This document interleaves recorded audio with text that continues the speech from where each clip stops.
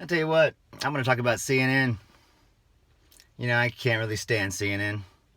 They're just more corporate bullshit beholden to the magosphere. But I gotta give John King credit today, because he pointed out the obvious. Not like he did anything great, but he did point out the obvious. Watch this. It's pretty damned impressive. That all sensitive documents had been returned to the government.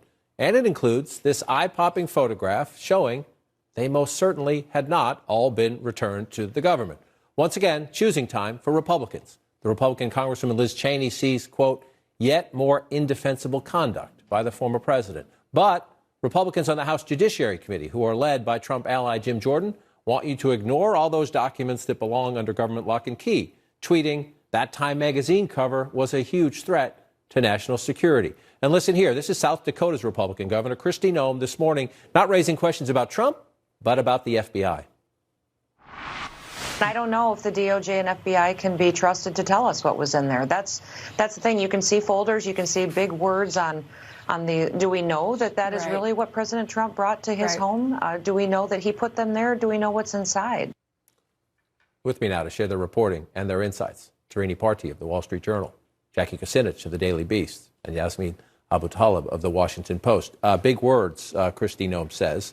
Well, some of those are just initials that talk about human sources overseas, that if they are undermined could do grave harm to them personally and to U.S. national security. But there are some Trump Republicans who just want to say no big deal. I think there are a shrinking number of Republicans who are willing to say this is no big deal and to come out and defend the president. Jim Jordan is, of course, one of the former president's staunchest allies. But I think you're also seeing even President Biden more willing to engage on this issue. He's kind of wanted to stay away from it to not appear political, that he has somehow directed DOJ to investigate a former potential political opponent. And he's even spoken, pretty forcefully at this point about the threats on the FBI and the rhetoric coming from Republicans like Jim Jordan and other Trump allies attacking DOJ and FBI, saying it's a witch hunt or that there's no there. Is there any rethink among the most, Yasmin makes a very important point, is a shrinking number who are willing to step up and say there's no there. If we could put that photo back on the screen, Jim Jordan would be the chairman of the House Judiciary Committee. He would be a chairman of a committee that is in charge of looking at and reviewing executive branch actions, passing laws itself, reviewing executive branch actions. He wants you to focus on the far right of the screen. There's a box full of Time magazine covers.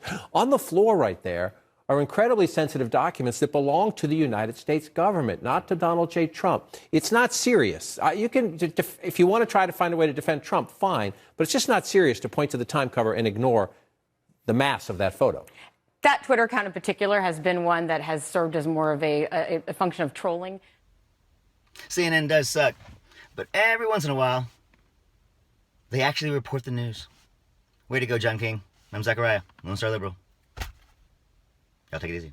Next up, as the FBI raid on Donald Trump's home reveals more incriminating evidence, we'll speak to a Republican who'll argue that the top secret and classified material was in fact not classified, declassified, planted, not important, not relevant, probably all to do with Hunter's laptop anyway, not spread on the floor but in boxes, so that's fine. And he'll also agree that he would literally defend anything that Donald Trump says or does, up to and including sacrificing his firstborn child for a Big Mac.